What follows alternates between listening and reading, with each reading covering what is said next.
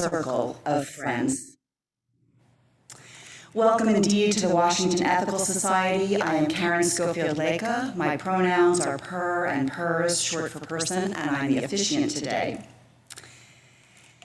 Welcome everyone for our multimedia platform, whether you are here in the hall, watching on Zoom, or catching the recording later. We are one community unified across time and space, gathering to affirm our values and commit to a better world. If you're on Zoom, please check the chat for a welcome and various tips from today's Zoom chat usher, Judy Myers. If you're here in the hall and would like an assisted listening device, please ask the sound team at the back. Visitors, if you are here in person, please stop by the welcome table, which is out in the lobby after platform today, to speak to a greeter or to our membership coordinator, Maceo Thomas. And for those of you who are visiting electronically, either now or later, we invite you to send an email to Maceo Thomas at maceot@ethicalsociety.org, or to fill out a connection form, which you can find at tiny.cc/westconnects. I'll now read a few of the greetings that folks have written in the Zoom chat, and folks joining virtually, you can use this time to gather a candle to light during our candle lighting. And let's see, we have, Judy says, welcome everyone. Laura DeSchulo says good morning, as does Ed Elder, wishes good morning to all. Andrea Najano says good morning from Andrea, Augustine, and Pat, all joining us together. Barbara Rhodes says, greeting everyone. Barbara here in Clearwater, Florida. I'm a member of Manatee UU Fellowship located in Bradenton, and this is their first time here. So welcome, Barbara, as many people have said in the chat as well. And Shirley Storm says, good morning, Wes friends. Indeed, good morning to all. It is good to connect and share this time together. Our opening music today is Home Again by Carole King.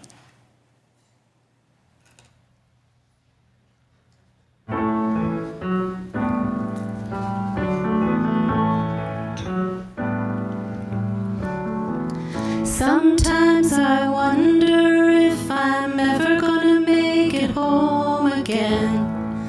It's so far and out of sight.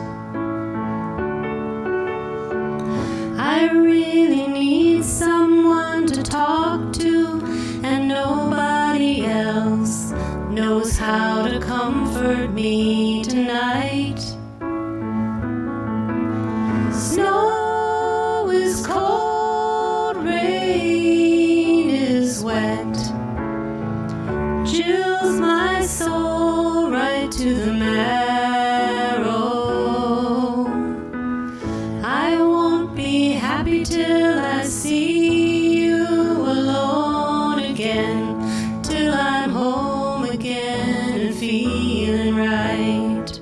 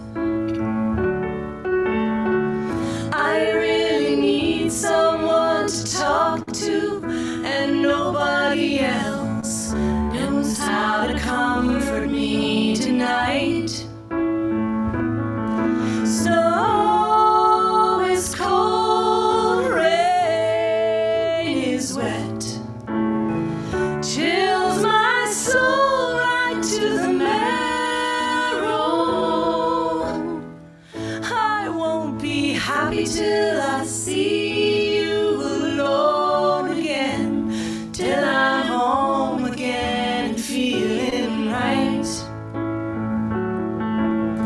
till I'm home again and feeling right.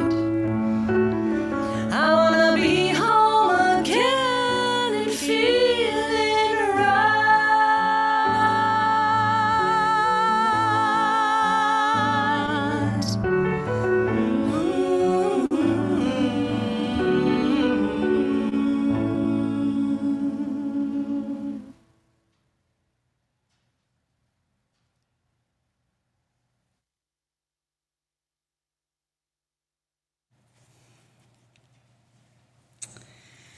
I am now feeling right. Thank you so much for that beautiful music.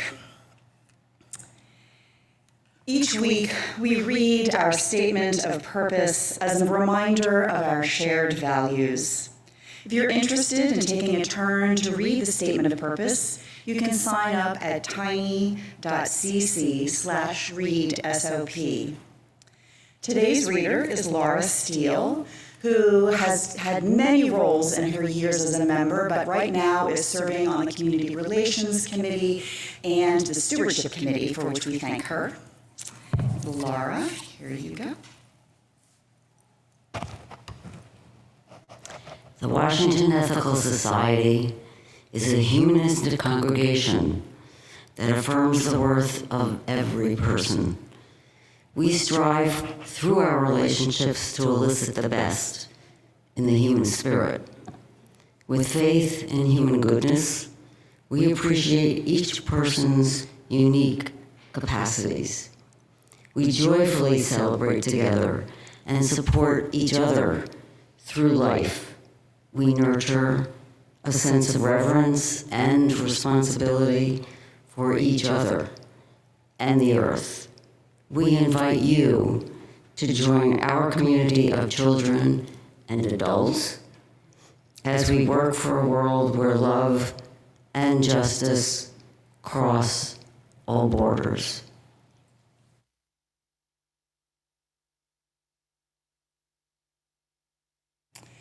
Thank you, Laura. As Laura lights our community candle, I invite those of you with candles at home to light yours, and for everyone to join in our candle lighting words. May we kindle within us the warmth of compassion, the light of understanding, and the fire of commitment to build a brighter future for all. Thanks.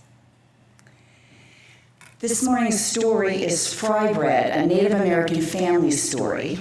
It was written by Kevin Noble Maillard, illustrated by Juana Martinez Neal, and told by our senior leader, Casey Slack.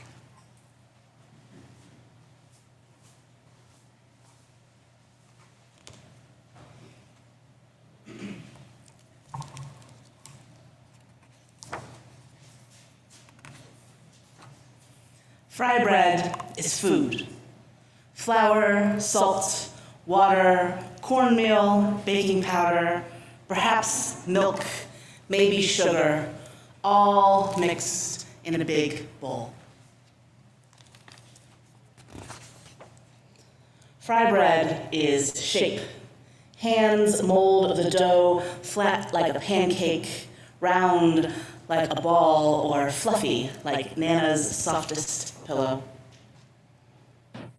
Fry bread is sound. The skillet clangs on the stove, the fire blazes from below. Drop the dough in the skillet, the bubbles sizzle and pop.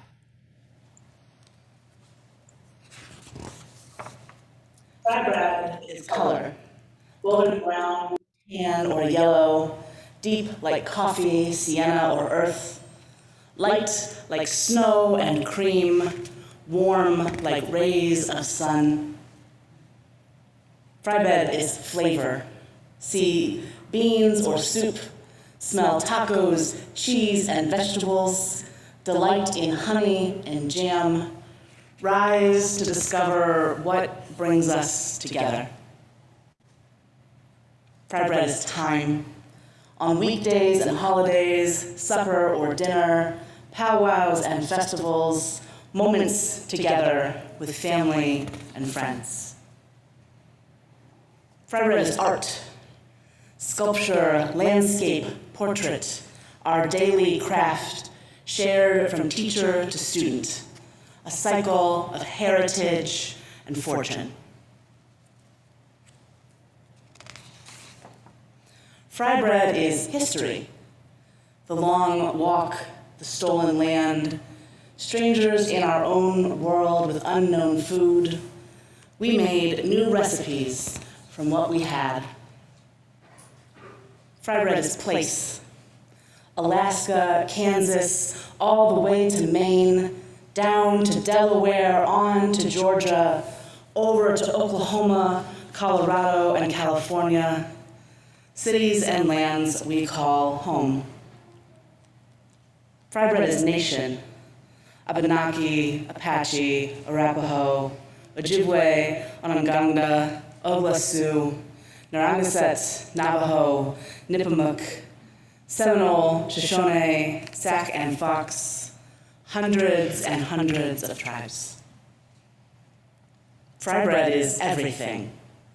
Round, flat, large, small, north, south, east, west, brown, yellow, black, white, familiar and foreign, old and new, we come together. Fry bread is us. We are still here, elder and young, friend and neighbor.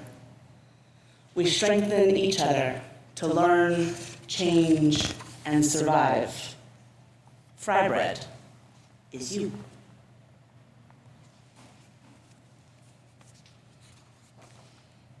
The end of this book, which I will leave out where you can see later today, there is a recipe for fry bread. And as we continue today, I encourage you to think on family and community traditions that bring nourishment and love and care into our bodies. And let us keep alive in us all the people that we love. Thank you.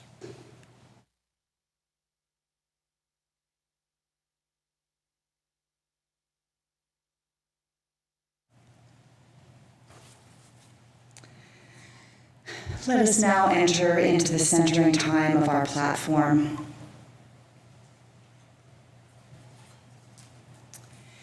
Each week, we ring this chime in solidarity with people around the world.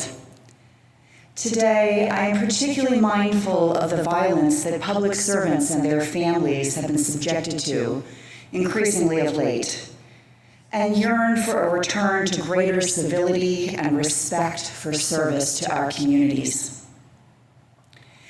As we listen to the chime, let us remember our connection to each other and the world around us.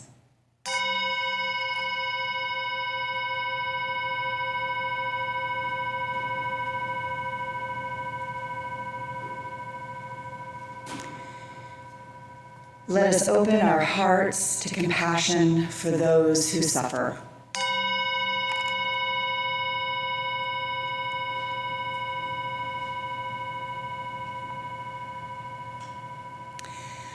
And let us commit ourselves to the work that calls for our love.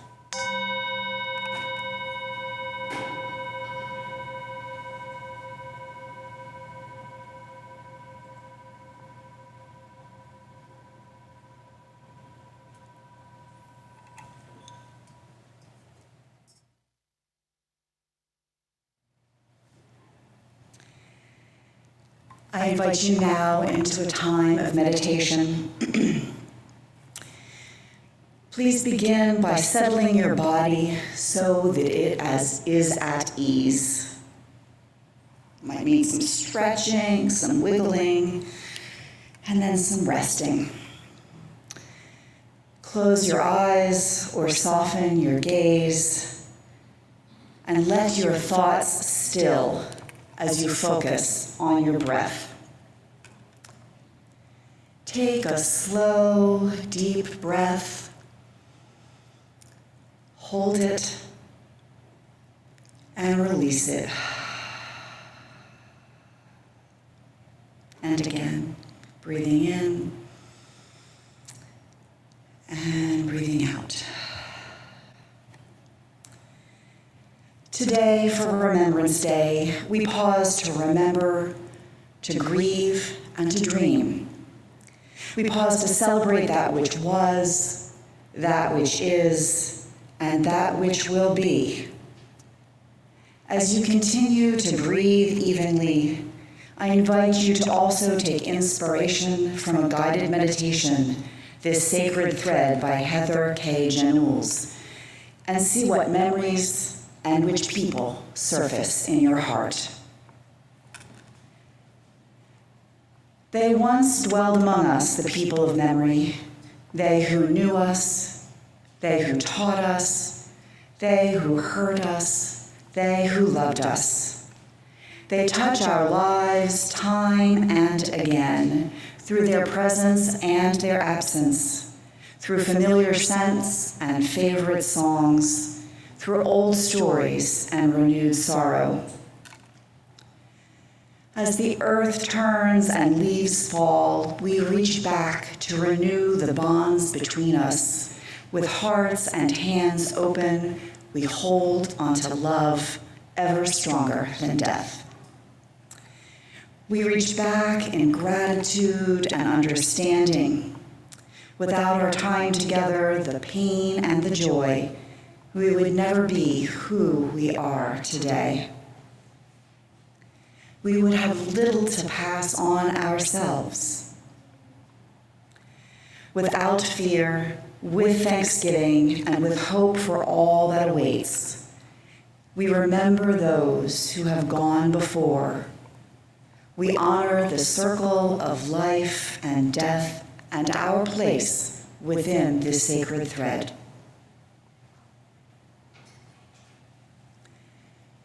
We continue our meditation in silence and the music that follows.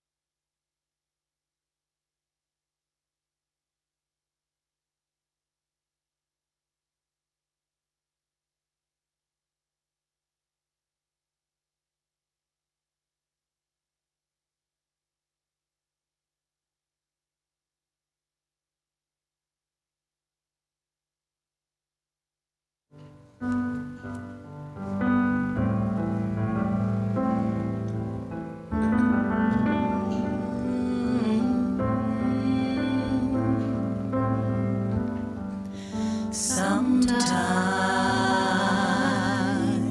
in the morning, I catch a falling dream, disappearing scene, and I think about a someone that I will never see again. Now it's only me again. Oh no.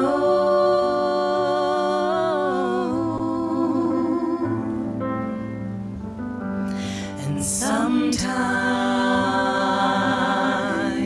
in the morning, I think I hear a phrase echo through the haze, and it's just beyond my vision. Something that she said one night before we went to bed one night.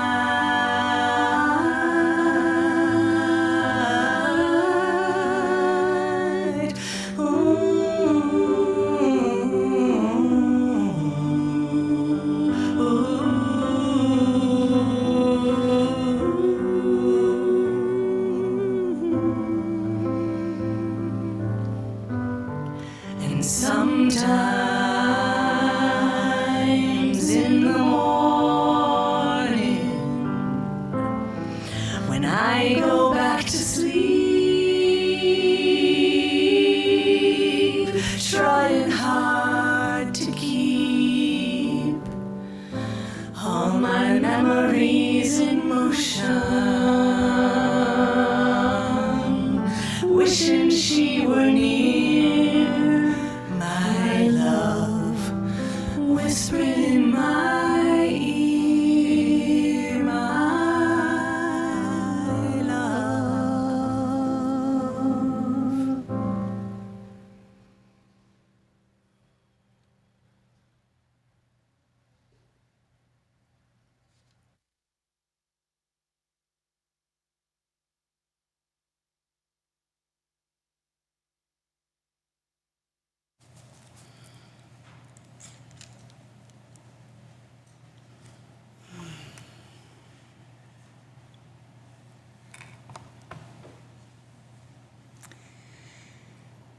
Before Casey shares their platform address, we begin with this reading, Immortality by Leslie Takahashi.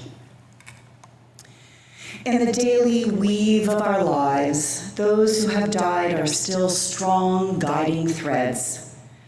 Theirs is the golden glimmer, or perhaps the brilliant red with a melancholy blue. Still, they are part of the whole cloth of our lives. They are the ancestors, the goers before. Through this, we know immortality. In the hour-to-hour rush of our daily lives, they travel with us through something they taught us, which is now ours to do, through something they loved, which is now ours to carry out, through something we shared, which is now ours alone, and yet not. Through this, we know immortality. In the minute-to-minute grasp of where we are, we remember the joys our departed ones gave us, which opened us up to hope, the sorrows we knew together, which taught us strength, the life shared, which is now ours to steward. Through this, we know immortality. In the second-to-second pulse of life, we sense the spirit of those we have loved and lost. This presence is too shy for naming, too amorphous for full knowing, and yet as real as the days we shared. Through this, we know immortality. They are more than remembered. They are memory itself. For what we love lives on in the way our beloved dead accompany us through our life. Their words and wisdom our guide, their humor our relief, their restless concern for the world our charge. Through this, we know immortality.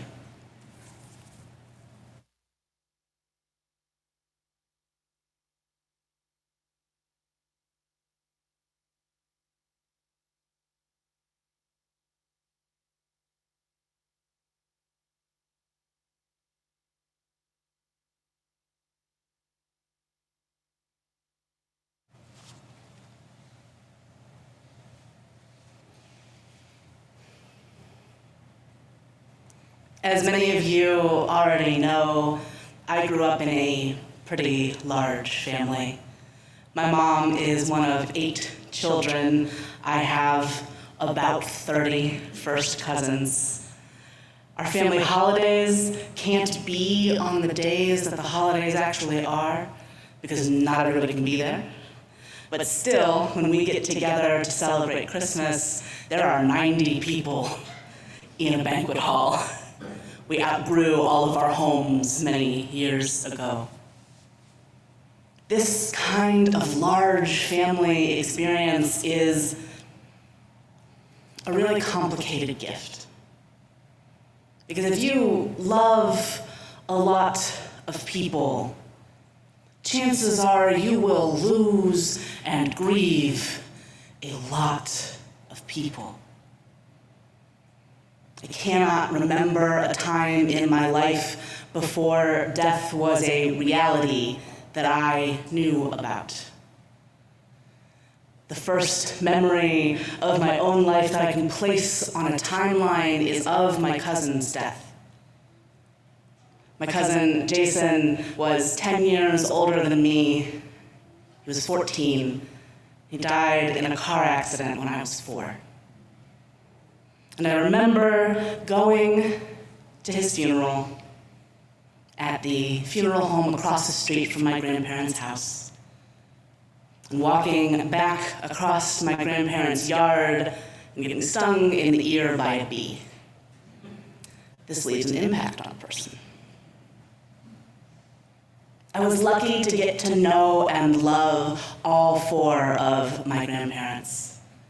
And I'm going to tell you a little bit about each of them today because they are so much a piece of how I am here. Not just in that they gave genetics to and raised my parents, but in the ways that they raised me, in the ways that knowing and losing them changed me. So I'll tell you about them in the order that I lost them. My grandma Slack, my dad's mom, Regina Skripczynski.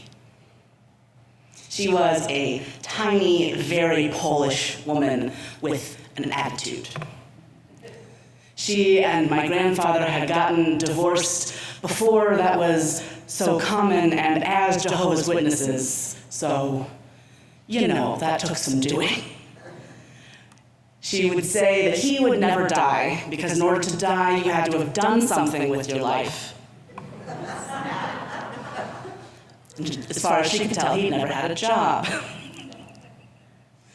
She came to live with us when I was about 5 years old. She had had a stroke and could no longer move around on her own, so she lived in our house, and my other grandma came each day to take care of her. And I was little and got to be home with my grandmas who would hang out in the kitchen and cook together and talk together and watch Oprah together and let me make up magazines to give to them. When it was winter, my grandma and I would decorate the Christmas tree together, me this tall and her seated in a wheelchair. We would decorate about that much of the tree, and overnight my mom would sneak downstairs and fix it. And then spend the whole next day going, look at what a good job Casey and Grandma did. We would gather in the kitchen and we would make chicken paprikash and pierogi and kryszczykis. Kryszczykis are little bits of knotted fried dough. Everybody has fried dough. Everybody has a dumpling and everybody has fried dough. I might think that pierogi and kryszczykis are among the best of them, but everybody's got them. When my dad was a kid, my grandma would listen to a Polish language radio station in Cleveland, but she never taught her kids to speak or understand Polish, so all my dad ever got out of it was Buckeye Avenue. She died when I was about 7 years old, and I remember having trouble walking by her room after she passed. I don't even like to say passed, but it's hard with her. Her room was at the top of the stairs in my parents' house, and I would run past it down the hall to my room. But my grandma Ding, my mom's mom, was always with me for funerals. And she would say, and I remember her saying to 7-year-old sobbing Casey, you get as many breaths as you get, and then it's over. And you do your best on the way. Your grandma did a good job. She did her best. She loved you. She lived, she worked. It's okay. Sometimes it's just over. My grandpa Slack, who may or may not have ever had a real job, was the person who gave me my very first stuffed animal. a little pink pig that I call Squeeze Pig. He lived in a trailer by himself until he was 93 years old. Moved into my parents' house, fell, moved into a locked memory unit, woke up on the morning of Inauguration Day in 2009, had a cup of coffee, laid down, and died. He was full of stories that may or may not have been true about his life. He would tell me about when he was a radio DJ in Cleveland and how he almost coined the term rock and roll, but somebody got there first. About how he was just a little bit too ethnic to have been Dean Martin, and we all know that Dean Martin was a little bit too ethnic to be Dean Martin. So how that happened, I don't know. He would talk about when he was an insurance salesman and when he sold encyclopedias, and he had stories for days. My dad didn't like to visit him very much, but my mom and I would.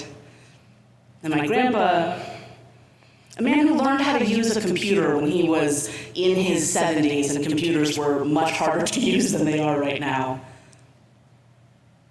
He would unplug his computer from the internet after having emailed my mother and I to tell us that the internet was out.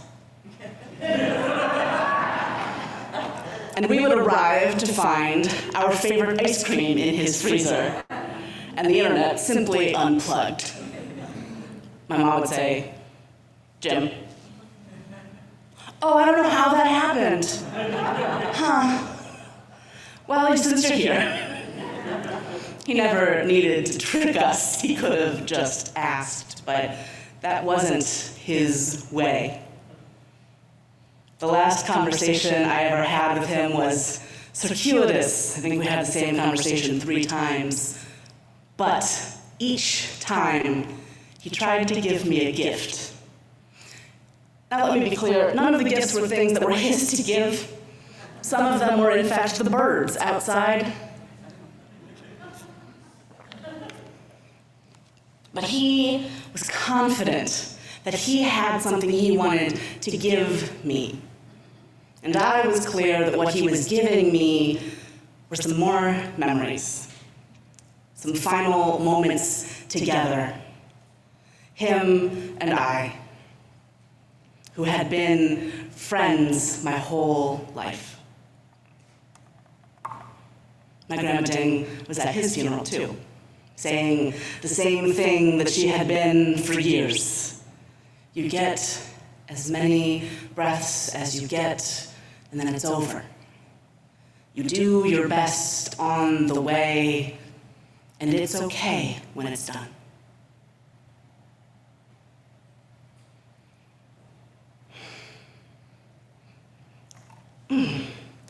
Grandma Ding is the one who's hard to talk about. And of course, she's next. My grandma Ding was the center of my mom's family. She and my grandfather got married when she was 3 days past 16.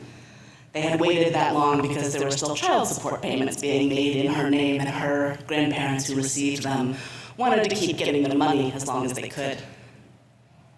They got married 3 days after Grandma's birthday, and they had their first child a year later. She had 8 children in the course of 10 years. And when she was done, she was 27 years old. And she went to the doctor and said, "I would like to have my tubes tied." And the doctor said, "Well, but you're not 30 yet." And she said, "I have a baseball team worth of children. I am done." And they said, "You are not 30 yet." And so she went home and she doctored her birth certificate to say that she was 30. Went to another doctor. Got her tubes tied in, oh gosh, if Aunt Candy is 60, then it would be 1962, 1963 that she's having this conversation. In nowhere, Ohio. She was something else. She taught all 30 of her grandchildren to talk back to their parents. If I have a quick mouth now, it starts there. She got my ears pierced against my father's wishes. She also could do everything. My grandma knit and crocheted with the best of them. She could plant a garden that would grow no matter how bad the soil looked that year. She had the most beautiful flower beds, and we would sometimes take flowers directly from her garden to 1/10 of a mile down the street where our house was and plant them in our garden, and they would die. But in her garden, they were gorgeous. She could cook everything, but all of my favorite things she made were things that she had learned growing up on a farm, poor in Appalachia. She made something called poor man's cake, which is a dense cake full of spices and raisins, and it's like you throw everything you've got at it to make it a cake that is good. It's delicious, and none of my classmates ever appreciated it when I took it to school. She made these pancakes. Everybody in my family is obsessed with Grandma's pancakes. Not thick and fluffy like you think of American pancakes, but not quite a crepe either. Big, thin, and dense. You could eat 2 of them and be full for the rest of the day. We would call her on our way home from vacation and say, "Grandma, we're coming home. Can you make pancakes?" And we'd get to her house, and there would be a stack of pancakes, and her and Grandpa would be ready to welcome us into the kitchen, ready to welcome us home. She taught me how to can things. We would can green beans from her garden and then eat them later in the year. We finally ate the last of the canned green beans from Grandma and Grandpa's gardens years after they died. One time, I came home to help her and my mom make a pumpkin roll. And I found my grandma laughing over a bowl of completely ruined pumpkin roll batter.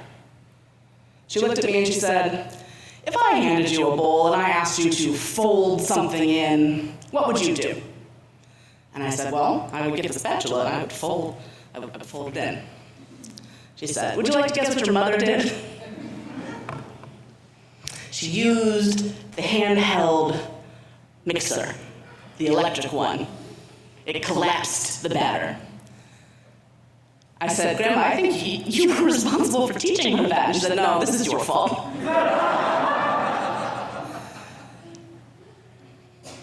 We did crafts all the time at Grandma's house. She taught us so much.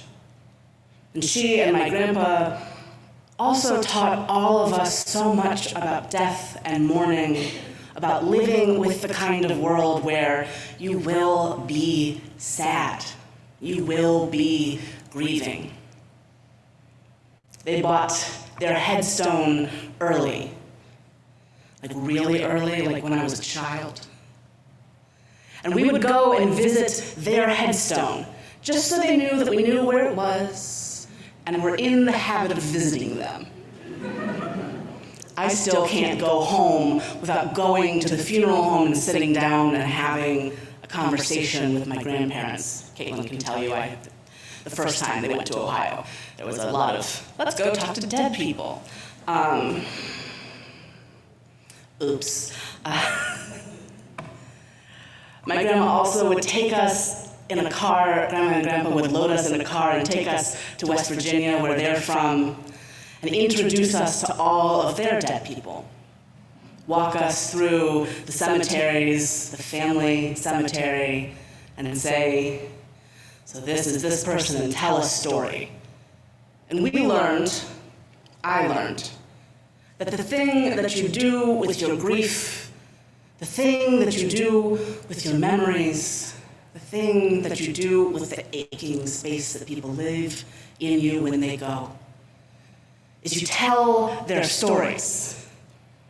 And if you can, you tell the funny ones.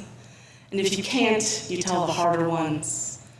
You tell them all because that is how they stay alive in you.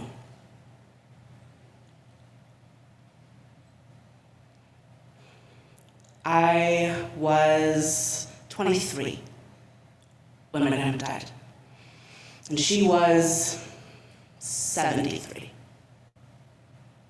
She had been a smoker her whole life, from when she was 13. And she had a routine surgery, got some water in her lungs, and could never get it out. She had never really wanted to be intubated, but she agreed to try it.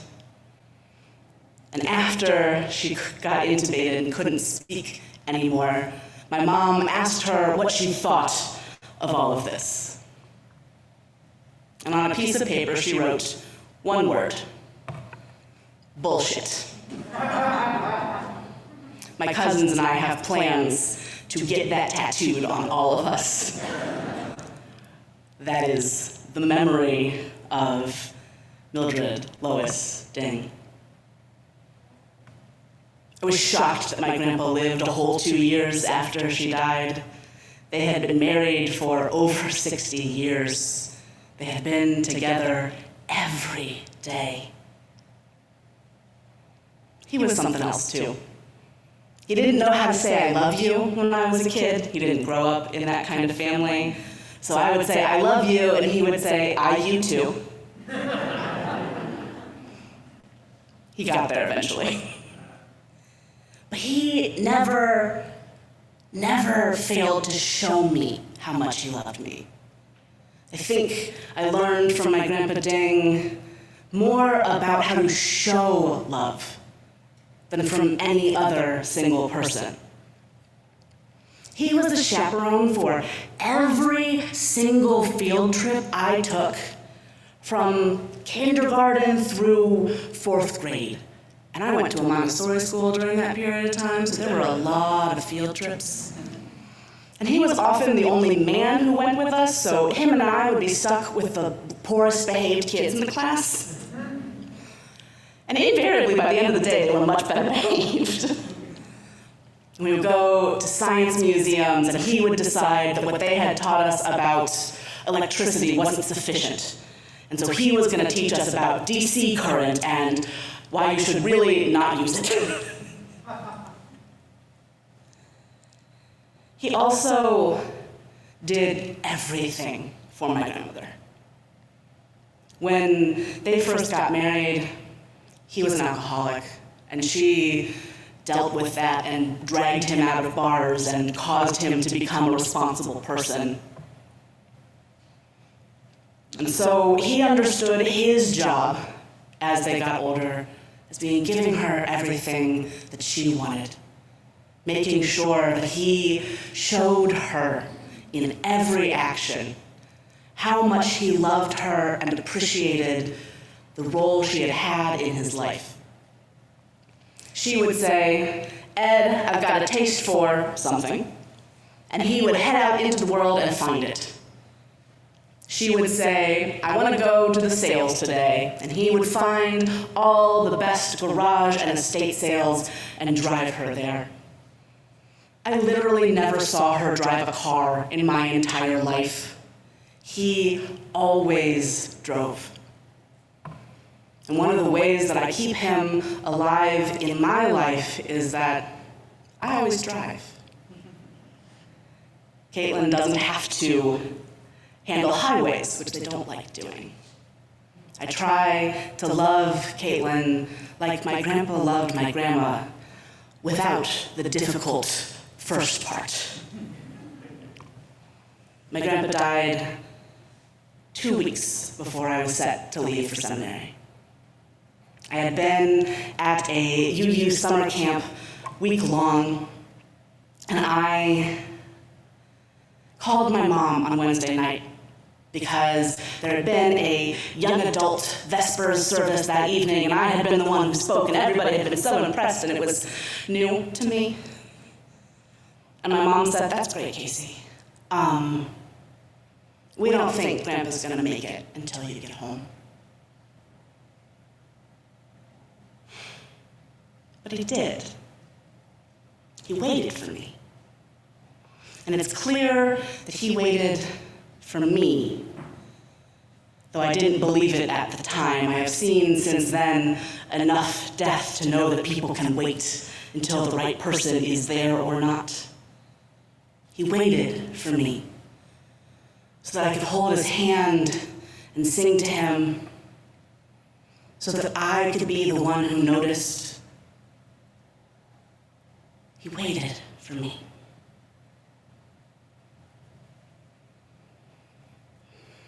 I tried to not leave. I told my mom I would stay. She told me that clearly he had wanted me to go. He had wanted me to go without the burden of needing to come back. So I took one of our favorite yard sale treasures, a little plastic skunk. And I kept that little plastic skunk on my desk throughout seminary, and I have moved it around with me over the past several years. A plastic skunk that doesn't necessarily mean anything or have any value on its own. A plastic skunk meant to be filled with sand and put in your yard and then forgotten about, which is precious to me. My family knows death maybe too well. My parents were here for a couple of days. They had hoped to come today and meet all of you, but that didn't happen for a variety of reasons. And we were talking about how, for someone my age, I am weirdly familiar with death. And I said, well, I find that occupationally pretty helpful. But also, how could I not? How could I not when my birth knew about the deaths of my parents' siblings before I got there? My mom's younger brother, Fred, and my dad's older sister, Joyce, both died in car accidents in the same year, a long time before I was born. How could I not when we lived across the street from the funeral home? Well, Grandma and Grandpa did, and I was there all the time. And my grandma would be in the window looking any time there were cars. I wonder who's over there today. She'd pick up the phone and she'd call, and more often than not, she and Grandpa would know whoever it was, so they'd get their nice clothes on and walk across the street. This is some of my grief. This is some of what lives in me, comes with me every time I go to a memorial service, hold someone's hand as they mourn. My grandparents came with me every time I attended a death as a hospital chaplain. And what I want to give you is what my Grandma Ding gave me. You get as many breaths as you get, and then it's over. You do the best you can on the way from birth to death, and it is enough. And when you are gone, if you have done well, which you probably have, people tell each other stories about you. People are compelled to stand up in front of a room full of people they don't know super well yet and talk about what you taught them.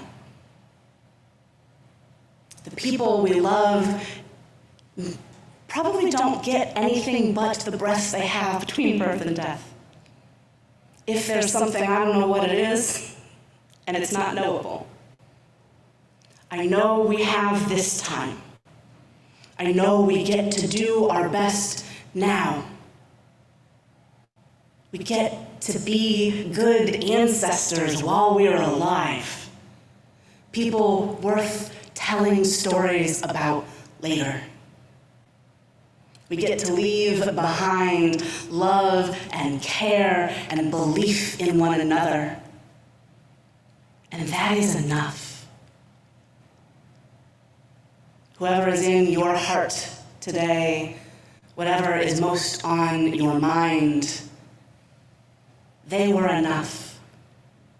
Their life was sufficient as it was. No matter how long or short, how privileged or not,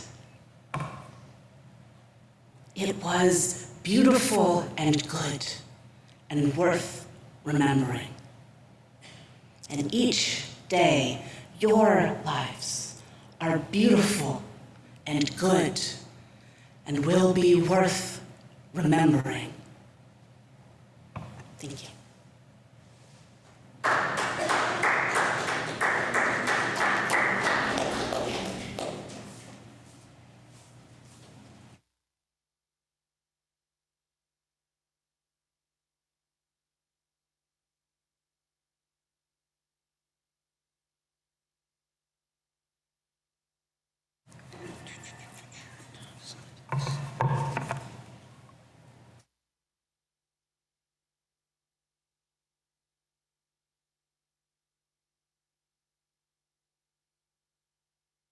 See.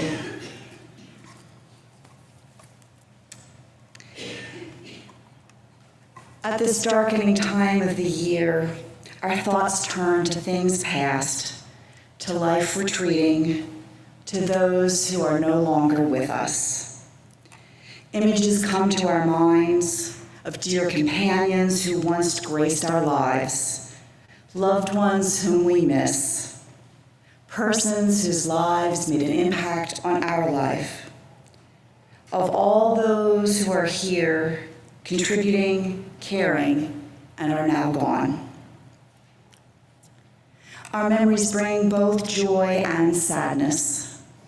Let us not push these feelings away, for our recollections attest to the enduring importance of these friends, this love, our memories. May these brave and lovely spirits live again in our tender thoughts and prove that death and distance are powerless to sever the bonds that connect truly loving hearts.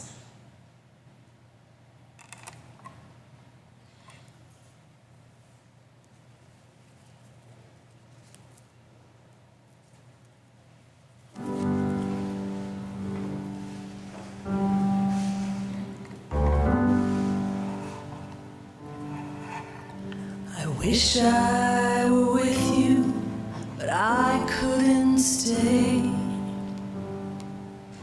Every direction leads me away.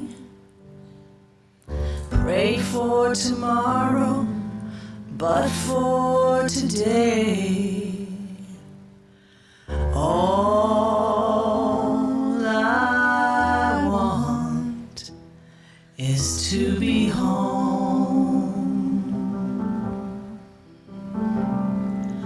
Stand in the mirror, you look the same.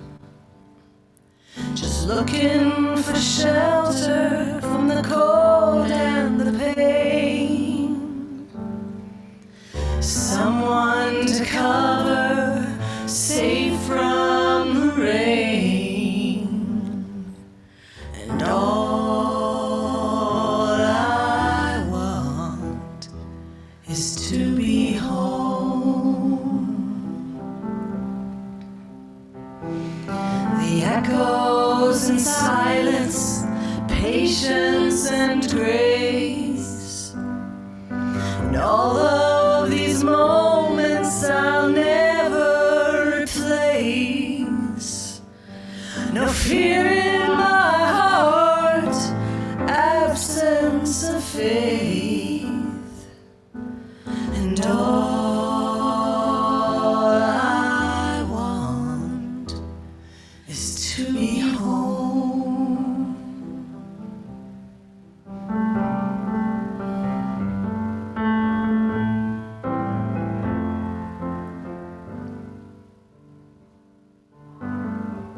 Who have gone before us, and we will do that by inviting any who wish to come forward and place a candle for their own beloved dead. There are candles at the back of the hall. Please bring one forward through the side aisle. Step to the mic if you'd like to say their name aloud. Then place your candle on this front table, and you can return to your seat through the center aisle. You may move now. And as we carry these flames, we honor and remember those who have passed into mystery. Their brightness lives on in our vision. Their courage lives on in our commitments. And their love continues to bless the world through us.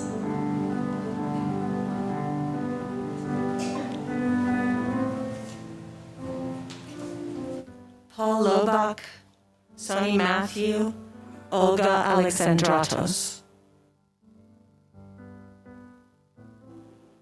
Jim Henson,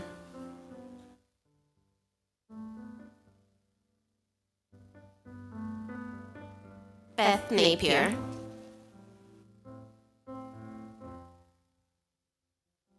Lots. Randy Wynn. My mom, Mara Scollin. Andrew David Newhall Jr., my father. Melvin Sims, he is still with us, but he needs to be remembered today. Kay Davis.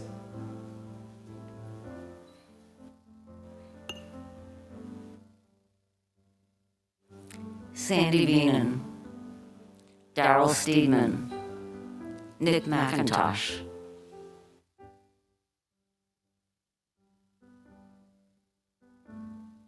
And Grandma Lynn.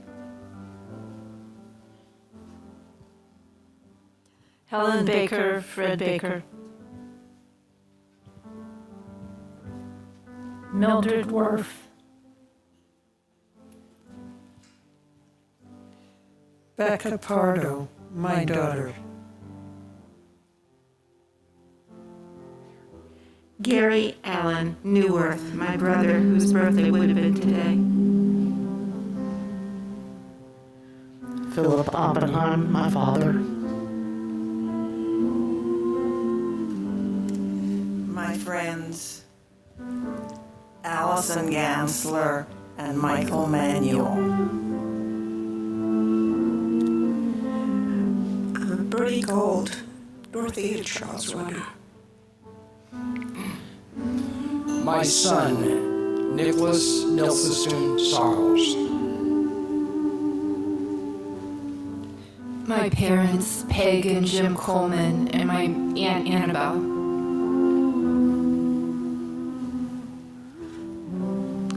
Shirley Biter, Morris Biter.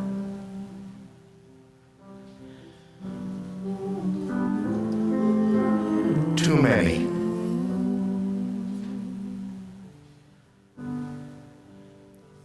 My parents-in-law, George and Martha Silva. My parents, Phil Geyer and Elaine Geyer and Larry Ingram. L. Miller, the Director of Administration of the American Ethical Union.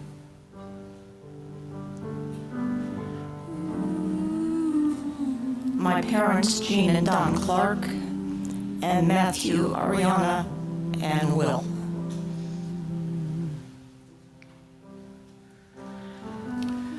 Robert Morris and Peter Fabo.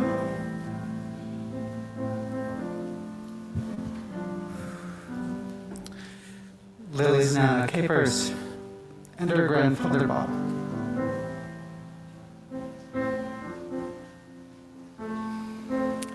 And Ashton Treadway.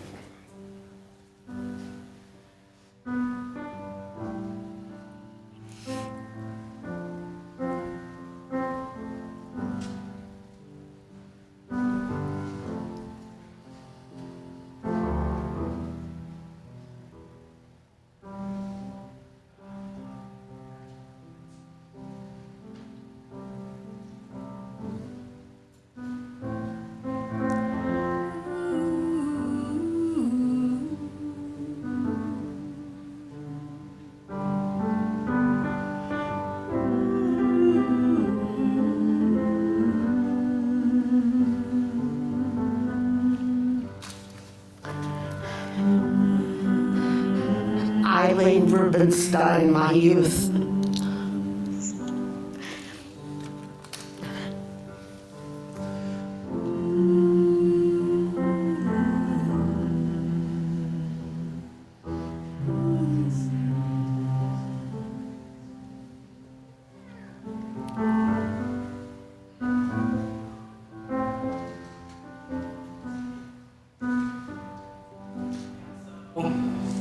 Honor and remember West community members Dave Churchill, Dan Smith, and longtime American Ethical Union Administrator L. Miller.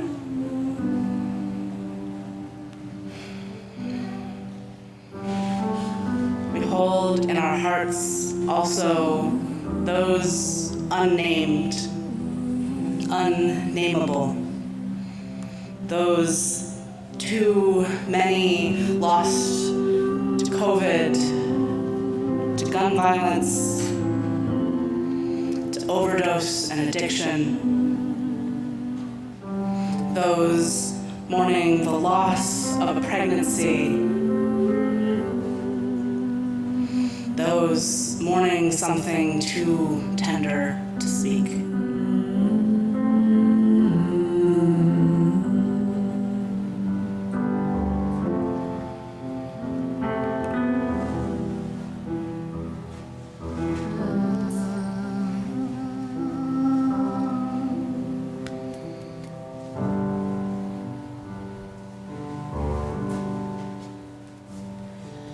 Wish I were with you, but I couldn't stay. Every direction leads me away. Praying for tomorrow, but for today. All I want is to be home.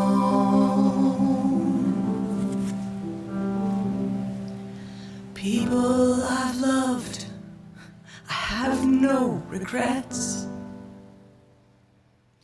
Some I remember, some I forget. Some of them living, some of them dead. And all I want is to be home.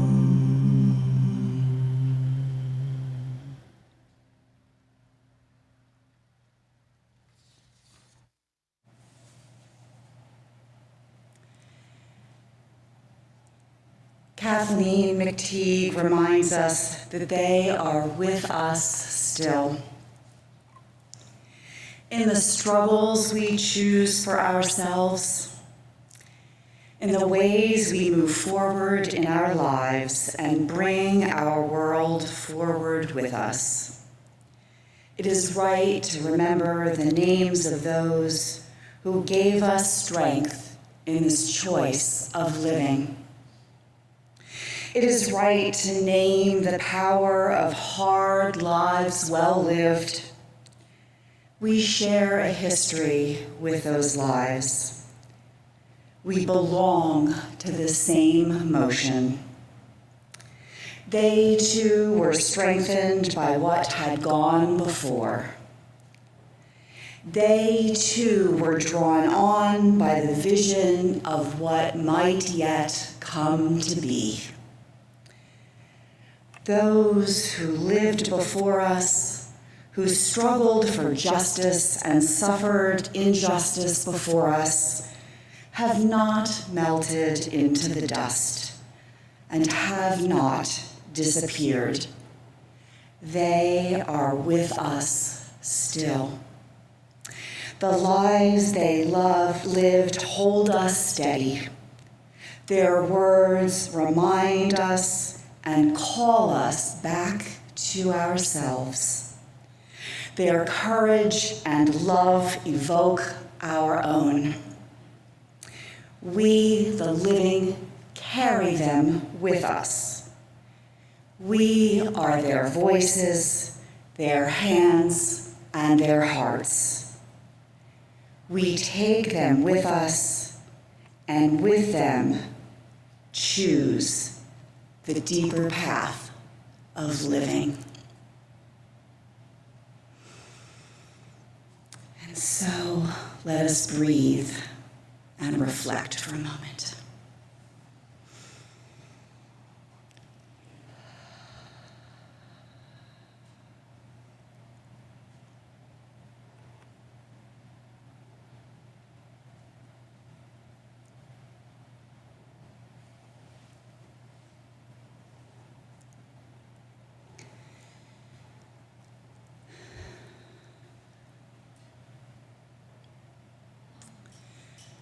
Just as we share our connections in this community, so too do we share our resources and our gifts. Here at West, we split all undesignated gifts in the Sunday collection between our operating budget and a fund dedicated to justice and compassion. This month, we're sharing half of the offering with Brigada Solidaridad del West, which is an English Solidarity Brigade of the West, and I'm sure it sounds much better in my not Spanish. A self-managed community initiative that supports grassroots efforts and collective community processes in Western Puerto Rico. The group was formed in 2017 to support families and communities in their recovery processes after Hurricane Maria. Their continuing mission is to provide the self-sustainable development of communities through diverse human resources in order to achieve social, food, economic, and cultural sovereignty. Let's all take a moment to prepare to respond to the invitation to generosity. For those who are able to respond, we offer several options. As noted on the screen, the number to give by text is 202-335-1885, and you can donate online via tiny.cc/westgives or by clicking on Give on our website, ethicalsociety.org. You can place cash or check in the basket at the back of the hall on your way out, and you can always send a check by mail. Thank you for your generosity. We will now receive your gifts and the gift of music from Susan and Maria and Zoe.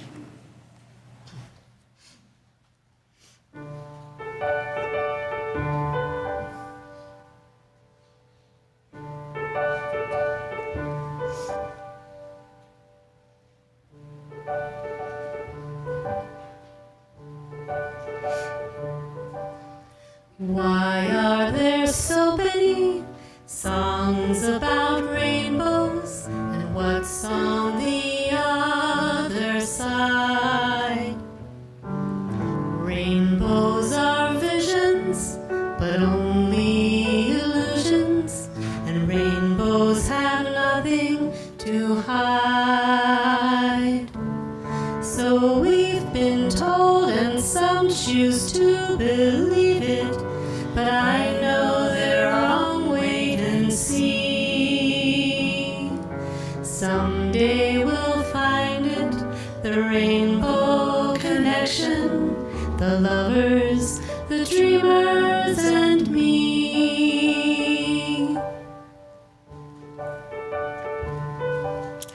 Who said that every wish would be heard and answered when wished on the morning star?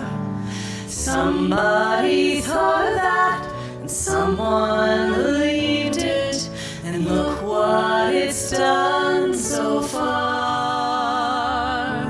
What's so amazing that keeps us stargazing, and what do we think we might see? Someday we'll find it, the rainbow connection, the lovers, the dreamers, and me. All of us under its spell, we know that it's probably magic. Have you been half sleep, and have you heard voices? I've heard them calling my name. Is this the sweet sound that calls a young sailor? The voice might be one and the same. I've heard it too many times to ignore it. It's something that I'm supposed to be. Someday we'll find it, the rainbow connection, the lovers, the dreamers, and me. La la la la la la la la la la la la.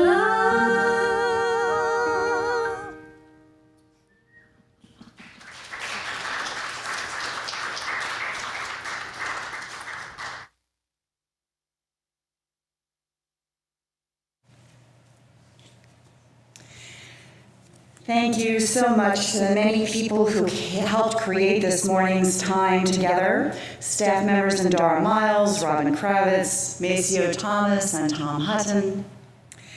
Inter-music coordinator Leah Morris, musicians Susan Alexander, Zoe Alexandratos, and Mari Breen Rothman. Our tech team members John Lika, Denise Howell, and Michael Dimian. Slide artists John and Abby Dakin. Zoom usher Judy Myers, in-person greeters and candlelighters Donna Taylor and Adam Briskin Limehouse. At the conclusion of platform, we won't actually have our typical coffee hour, so that we can instead have our fall membership meeting, which begins at 12:20, and it will be in multimedia format, somewhat like platform, actually a little bit more interactive. So it'll be both in person and via Zoom. Minus coffee, but however, it will be preceded by a chance for yummy treats in the Golden Spoon Cookie Contest. But first, I want to mention a few things coming up in the life of our community. Wes's Sunday Ethical Education for Kids, or SEEK program, is beginning in just another week. There will be 3 cohorts, pre-K to 5th grade, 6th to 8th grade, and the high school teen group, until more volunteers who do not need to be parents are recruited to allow the program to expand. If you want to play more of a role in the village that helps Wes raise its young people, please email Andara at ndaram@ethicalsociety.org. It's a great way to be involved in the community. Brian, I believe, has an announcement. You want to step to that mic? Karen. Thank you, Karen. I'm sure by now you have received a few emails about the LLDC election.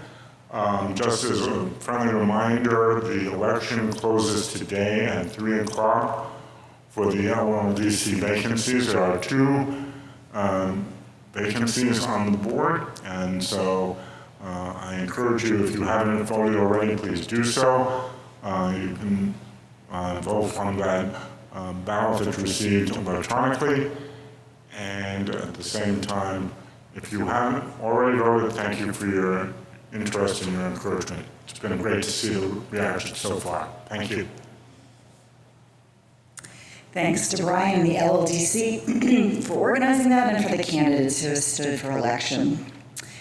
So we are now just days away from the West auction on Saturday evening, November 5th, and I believe Emily Newman is here, yes indeed, to tell us more. Whichever you prefer. Yeah, that's good. Oh, he would prefer the podium.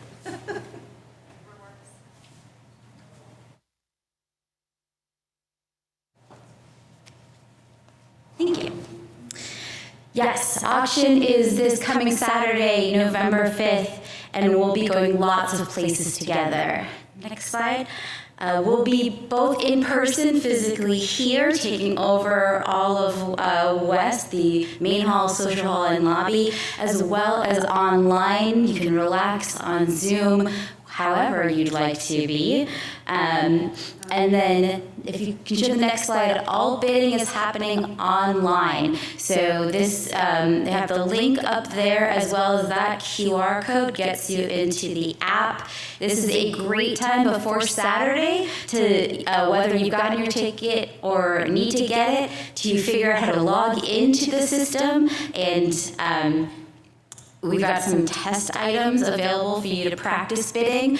Also, this coming Tuesday, I'm going to do a Zoom at 6 p.m. The link is in the news and notes, as well as on the auction website, to go over how to do the bidding. It's anyone who was with us in 2020. It's that process. It's just going to be a little bit more special since we're going to have the live opportunities as well.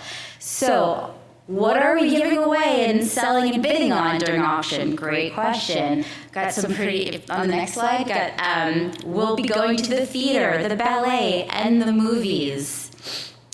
Next slide, we'll be going hiking, cruising, to the ballpark, to the Jurassic era, and to the good place. Next slide. And we have lots and lots of baskets, plus individual items, services, other opportunities. Everybody can get a basket. You can give them to your friends and family. You're gonna want them. They're packed, literally overflowing with stuff. And then again, next slide, we'll travel around the world with our taste buds during and after auction. So we'll have various appetizer, snack, dessert options. We're going to give you big plates so you don't have to do too many trips and you can relax. Our wine is again donated by Craig and Kate Thornton, and we've got some sodas and waters as well, and all of the cookies you're going to be able to sample in today's bake sale will also be available for purchasing and bidding in the auction, and then events you can eat at later. And then, I think I jumped ahead. Speaking of food, we're also going to have food here, so that's another perk of coming in person. I do want to remind you, due to COVID regulations, we've limited the number from previous years, so it's very, very important that you get your ticket if you're going to be in person with us. And we definitely are doing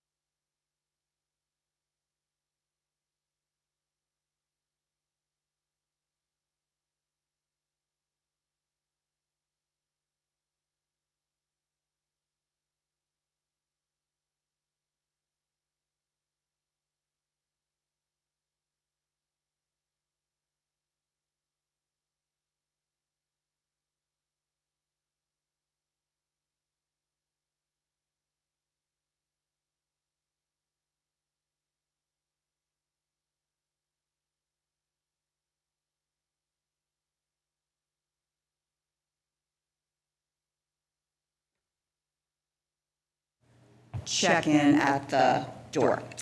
Thank you all for being part of Platform today, and I invite you to enjoy our closing song, and join in if you know Home by Carla Bonoff.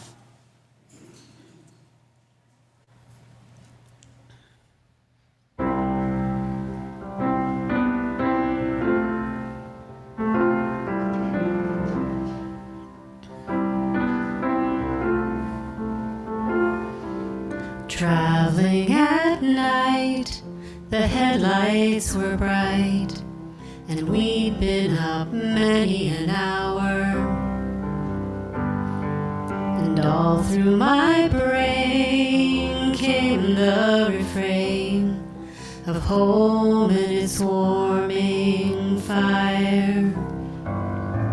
And home sings me of sweet things. My life there has its own wings to fly over the mountains, though I'm standing still. The people I've seen come in between the cities of tiring life, and the trains come and go, but inside you know the struggle will soon be a fight. And home sings me of sweet things. My life there has its own wings to fly over the mountains, though I'm standing still.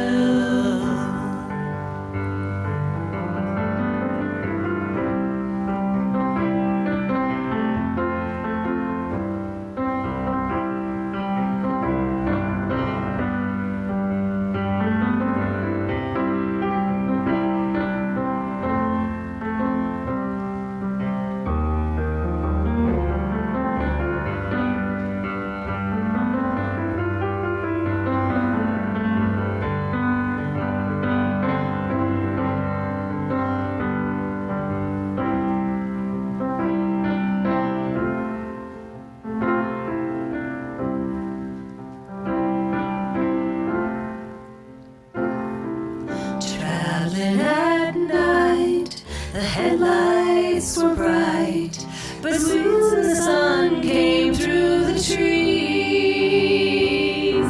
Around the next bend, the flowers will send the sweet scent of home in the breeze.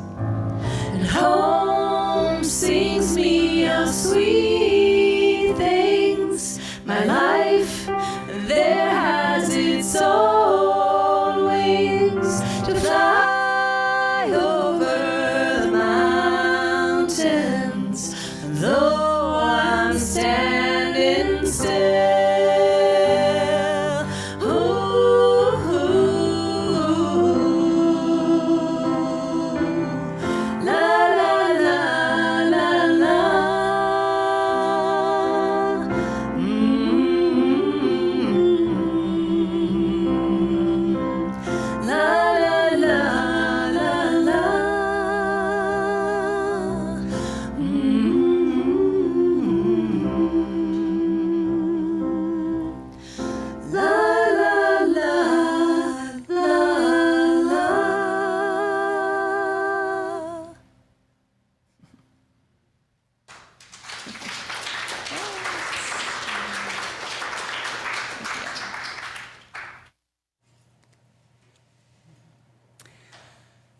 A few last reminders before we leave. If you are new to our community, please send an email to our membership coordinator, Maceo Thomas, and introduce yourself or come see him in person today. For the West membership meeting, again, it starts today at 12:20. Please point your browser to tiny.cc/West membership meeting, all one word. And now I invite you to join me in our closing words for the month. Let us go into the week ahead with compassion, understanding, and commitment to mutuality, bringing our whole selves and honoring the fullness of one another in our quest for a better world. Again, thank you for joining today's platform. We look forward to connecting with you again soon at the membership meeting, at the auction, and then next Sunday here again at the platform. Have a great week, everyone.